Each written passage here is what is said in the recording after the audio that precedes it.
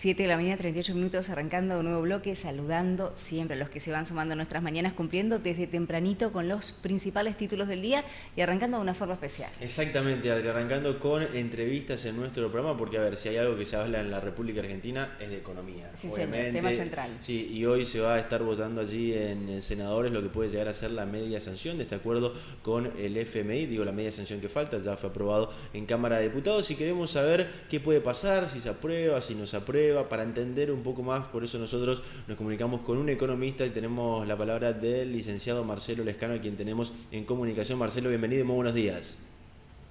Hola, muy buen día, ¿cómo están? Bueno, un gusto de grabar con vos, Marcelo, en nuestro programa y que nos expliques, no solo a nosotros, sino a la gente que está del otro lado, sobre todo, que son los protagonistas de nuestro programa y que, bueno, entiendan un poco este acuerdo que se está votando en la República Argentina, que tiene media sanción de diputados, que hoy puede tener la media sanción de senadores. ¿Qué repercusión tiene y puede tener en la economía argentina dependiendo de lo que se vote?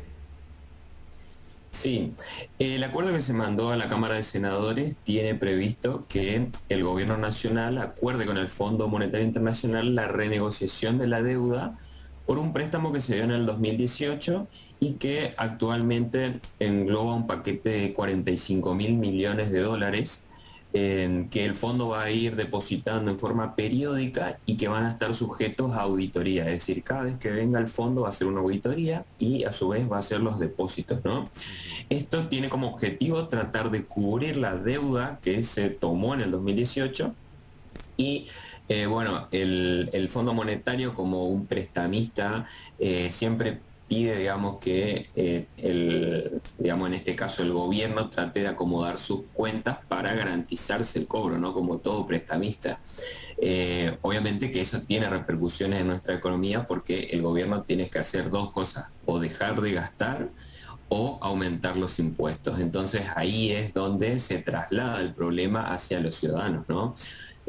Por un lado, el gobierno está planificando disminuir los subsidios en los servicios públicos, ya sea energía eléctrica, combustible, ya vimos que empezó a aumentar el combustible, y por otro lado, estamos viendo que el gobierno está ensayando un posible aumento en las retenciones de las exportaciones de derivados de soja, ¿no? Licenciado, entonces, escuchándolo a usted y haciendo ese análisis, se podría decir que, bueno, se paga la deuda, pero de una u otra forma la Argentina también queda en llamas, al rojo vivo, justamente por las consecuencias que va a tener, pero también, pensándolo de otra manera, es importante pagar esa deuda que tenemos para que no sea acumulativa y para poder cerrar una etapa. Exactamente. La peor situación es no pagar las deudas, ¿no? Nosotros ya vivimos una experiencia de esta en el 2001, cuando en el Congreso, digamos, decidieron no votar la deuda. Tuvimos un 2002 terrible que, digamos, llevó a aumentar la pobreza del país de un 25% a más del 50%. Entonces, la peor situación sería no pagar la deuda. Eh, Creo que eso hoy no está en discusión, por suerte, en el arco político, sino más bien cómo pagar, ¿no? Ahí viene el problema porque en términos políticos todos tratan de despegarse de este acuerdo porque nadie quiere quedar como el malo de la película, ¿no? Nadie quiere aumentar impuestos ni quieren bajar gastos, ¿sí? Algunos sectores de la oposición no quieren subir impuestos y el gobierno tampoco quiere bajar gastos. Entonces lo encontramos en esa encrucijada, pero digamos, la economía es una ciencia y hay una restricción presupuestaria que se cumple, ¿no? En algún momento, si alguien gasta de más, se va a tener que venir un ajuste por algún lado, ¿sí? Siempre pasa. Marcelo, hemos escuchado en estos días, y bueno, hemos tenido también palabras de diferentes funcionarios que marcan que si no se llega a aprobar, si no se llega a este acuerdo, Argentina entraría en default. Y mucho se ha nombrado esta palabra en estos últimos días y la gente por ahí pregunta, le pregunta lo mismo, ¿qué es el default? ¿Nos puede explicar para que la gente también tenga una idea? El default es dejar de pagar o incumplir el contrato en las condiciones pactadas, ¿sí? Argentina tomó un crédito y se comprometió a devolverlo en un plazo determinado y en una forma determinada. Si nosotros incumplimos alguna de esas cláusulas, caemos en default. Yo creo que, digamos, no es necesario que nosotros entremos sí o sí en la votación de este acuerdo, pero es como una parte de negociación, ¿no? Porque el gobierno dice, yo no voy a pagar en las condiciones en que están negociadas este crédito, entonces sí o sí necesito este acuerdo. ¿Sí?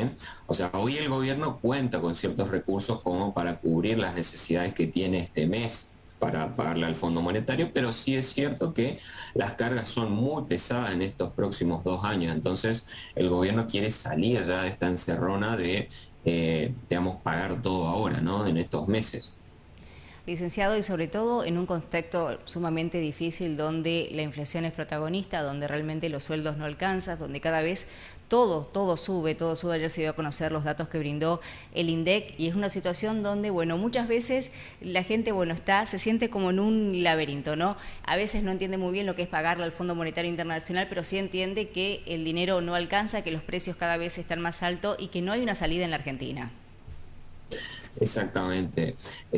Pasa que los precios se disparan justamente porque el gobierno, al no alcanzarle los recursos que tiene, emite dinero, emite billetes y eso tiene repercusión en los precios. O sea, en el mes de febrero los alimentos aumentaron un 7,5%.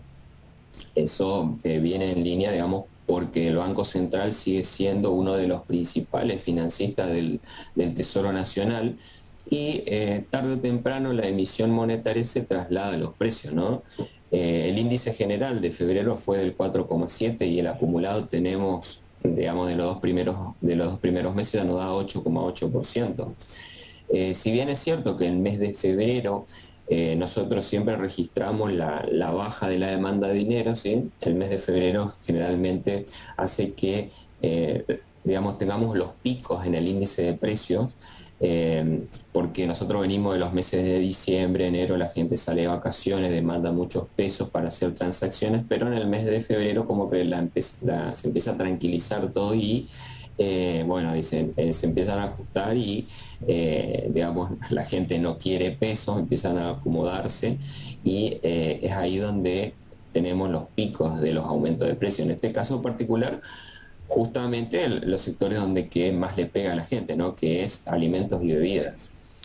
Marcelo, y, a ver, ¿cuál sería el puntapié o el punto de inflexión que se tiene que dar en Argentina en materia económica para que baje la inflación, esta inflación que parece no tener techo ya hace bastante tiempo y que sigue subiendo? Sí, nosotros desde la salida de la convertibilidad tenemos aumento persistente de la inflación. Justamente esto se da por no solo tenemos un sistema inflacionario que es el siguiente. Por un lado, el gobierno, digamos que no acomoda sus cuentas, ¿sí?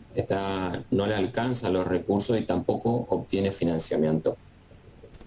Y entonces lo que hace es recurrir a la maquinita para financiar, ¿sí? Emite billetes, entonces empieza a alargar billetes y todos quieren salir corriendo del peso. Entonces, eso es lo que provoca que aumente los precios, ¿no?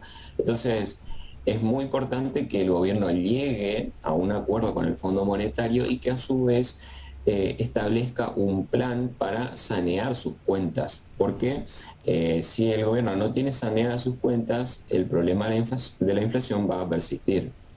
Lo ideal sería que se firme el acuerdo, pero que no haya un aumento desmesurado o muy presente de los precios o de los impuestos. Ese sería lo ideal. Se paga, pero que tampoco suba de golpe todos los precios y que el nivel de vida de las personas cambien rotundamente. Eso sería lo ideal.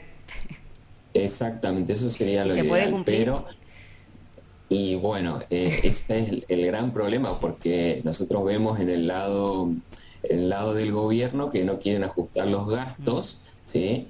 Y del lado de la oposición tampoco quieren aumentar más impuestos.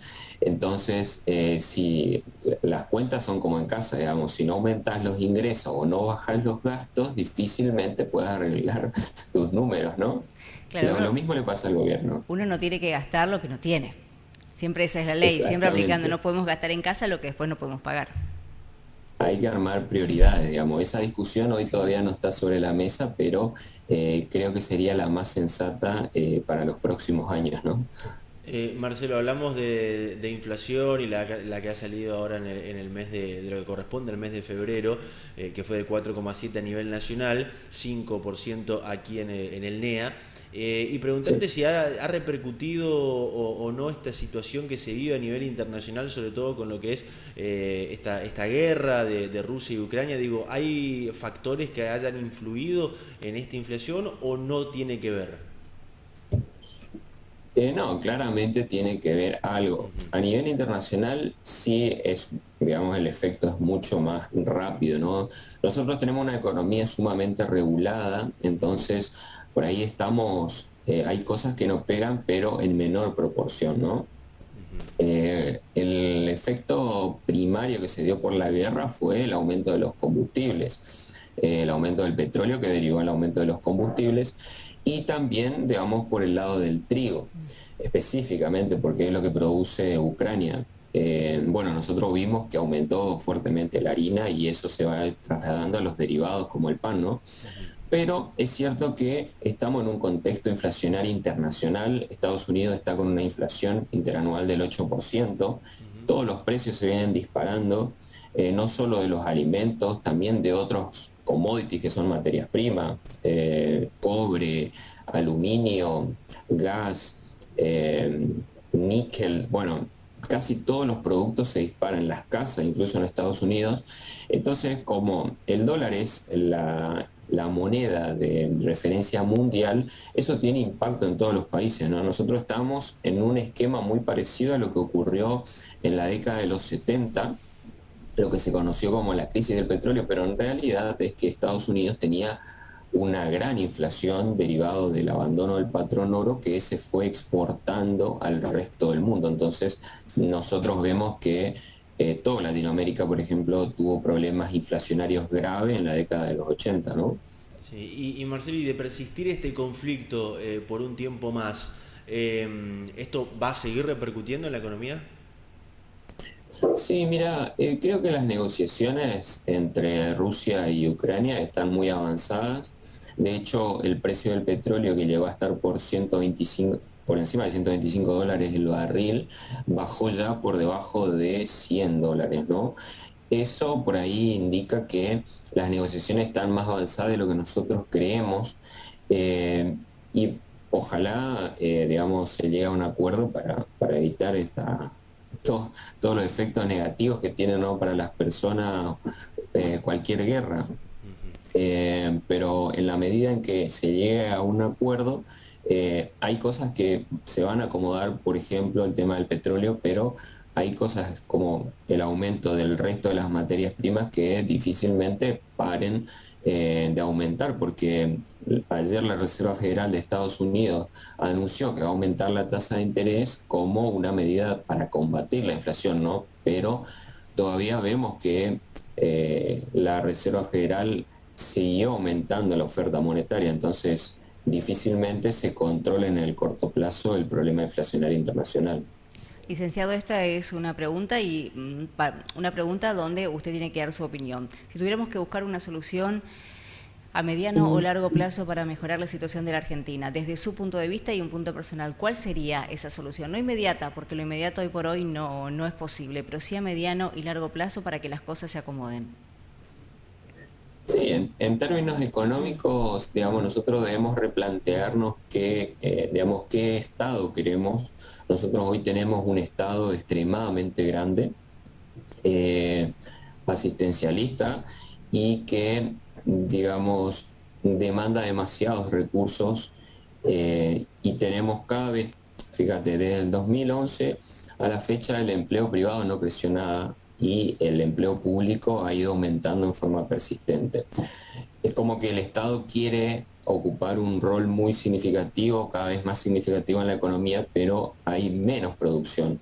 Entonces tendríamos que regular nuestro Estado, tratar de acotarlo y vemos en cuánto lo podemos pagar, ¿no? Y para eso tenemos que sentarnos a hacer las cuentas, como te decía antes, cuánto recaudar y cuánto gastar y tratar de que esas cuentas estén equilibradas y que sean buenas para todos, ¿no? Tanto para las personas que necesitan de una ayuda estatal como para aquellas personas que pagan los impuestos. que sea algo equilibrado y que lo podamos mantener en el largo plazo. Marcelo, no quiero dejar de preguntarle con lo que fue definido, lo que se definió en la jornada de ayer con lo que es el sueldo mínimo vital y móvil, que supera un poco de los 47.000 pesos. ¿Qué opinión le merece y cómo puede influir esto? Digo, hablando de lo que decíamos hoy, la inflación, porque aparentemente si vemos la inflación que está estimada, no estaría superando en cuanto al porcentaje. Mira, las negociaciones de salario o incluso los salarios mínimos sirven para tener una idea, digamos, de para dónde deben ir los salarios, ¿no? Lo importante es que nos muestre una trayectoria, pero que no sean tan marcadas, porque sí, es cierto, digamos, que suena bien tener un salario mínimo X, pero cuanto el salario mínimo es muy elevado, ¿sí? Lo que trata de hacer es, trata de romper los equilibrios que hay en el mercado de trabajo. Entonces, es cierto que es un salario muy por debajo de lo que necesita cualquier familia para vivir, Sin duda. pero es meramente un número administrativo, por así decirlo. En la calle la gente tiene otros salarios muy distintos, ¿eh? Por ejemplo, un empleado de comercio está rondando los 60.000 pesos prácticamente. Hoy el salario es de 33.000, el salario mínimo es de 33.000 pesos, ¿no? Y con esta suba recién vamos a estar llegando al número que decís para finales de año. Y un sueldo de empleado de comercio duplica lo que hoy es el salario mínimo. Entonces, eh, para marcarnos de que no está tan acorde con lo que es el mercado de trabajo, ¿no? Y además, Marcelo, uno supone que, por ejemplo, en este caso, las charlas, bueno, hay posibilidad de que a mitad de año se vuelvan a abrir, digo, teniendo en cuenta que el aumento va a ser del 45% y la inflación se estima mayor a ese número. Sí, creo que la UOM fue la que cerró el primer acuerdo del 45% y que está abierto, ¿no? Claramente, con estos índices que estamos registrando al principio de año, difícilmente la inflación esté por debajo del 50%. Posiblemente esté entre un 52 y un 58% si las cosas siguen así calmadas, digamos, si no tenemos ningún evento disruptivo en lo económico. Todo parecería que, digamos, quedaría por debajo de la inflación el salario, ¿no? Marcelo, ha sido un gusto dialogar con vos en nuestro programa, agradecerte la comunicación y que tengas un buen jueves. Gracias, igualmente. Hasta allí entonces la palabra del licenciado Marcelo Lescano, quien es economista.